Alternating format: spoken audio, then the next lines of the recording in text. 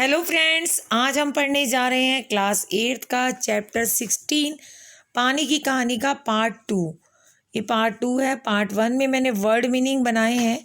वैसे तो मैं 8th क्लास में वर्ड मीनिंग बना नहीं रही, लेकिन आपके चैप्टर 16 में केवल 2 ही वर्ड मीनिंग है, तो आप थोड़े से और वर्ड मीनिंग ऐड कीजिए। उसके लिए मैंने पार्ट 1 में वर्ड मीनिंग और वेरी शॉर्ट क्वेश्चन बनाए हैं।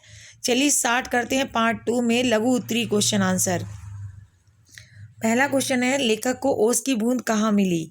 तो उत्तर है एनसीईआरटी का क्वेश्चन है ये। लेखक को ओस की बूंद बेरी की झाड़ी पर मिली। जब लेखक झाड़ी के नीचे से गुजर रहा था तो ओस की बूंद उनकी कलाई पर आ गिरी और सरक कर उनकी हथेली में आ गई। क्वेश्चन नंबर 2 है, ओस की बूंद क्रोध और घृणा से क्यों कांप उठी? तो उत्तर है पेड़ों की जड़ों द्वारा जल की बूंदों को बलपूर्वक धरती के भूगर्भ में खींचकर उसे खा जाने को याद करते हुए ओस की बूंद क्रोध और घृणा से कांप उठी। क्वेश्चन नंबर 3 है, समुद्र के भीतर जाकर बूंद ने क्या क्या देखा? तो उत्तर है समुद्र के भीतर जाकर बूंद ने विचित्र जीव देखे। ऐसी मछली देखी जो मनुष्य से कई गुना लंबी थी, उसके हाथ थे। वहाँ उसे एक ऐसा जीव भी दिखाई दिया मानो वो लालटन जैसे घूम रहा हो। अब दीर्घोत्तरी क्वेश्चन आंसर है। समुद्र के तट पर बसे नगरों में अधिक से अधिक गर्मी क्यों पड़ती है?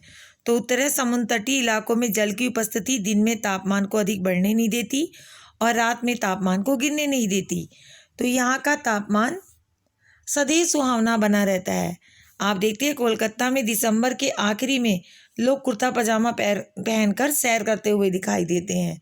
तो इसलिए समुद्र के तट पर बसे नगरों में अधिक से अधिक गर्मी नहीं पड़ती। क्वेश्चन नंबर 2 है, हाइड्रोजन और ऑक्सीजन को पानी ने अपना पूर्वज या पुरखा क्यों कहा है?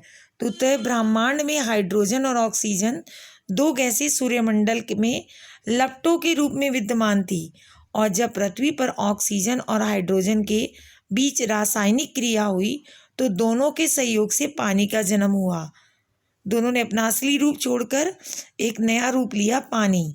इसलिए बूंद ने इन्हें अपने पूर्वज कहा है। क्वेश्चन नंबर 3 है, पानी की कहानी के आधार पर पानी के जन्म और जीवन यात्रा का वर्णन अपने शब्दों में कीजिए। तो उत्तर है किसी उल्का पिंड के सूर्य से टकराने से सूर्य के टुकड़े हो गए। उन्हीं टुकड़ों में से एक टुकड़ा पृथ्वी रूप में उत्पन्न हुआ और इसी ग्रह में ऑक्सीजन व हाइड्रोजन के बीच रासायनिक क्रिया हुई और दोनों के सहयोग से पानी का जन्म हुआ। तो सर्वप्रथम बूंद भाप के रूप में पृथ्वी के वातावरण में घूमती रही, उसके बाद ठोस बर्फ का रूप बन जाती है।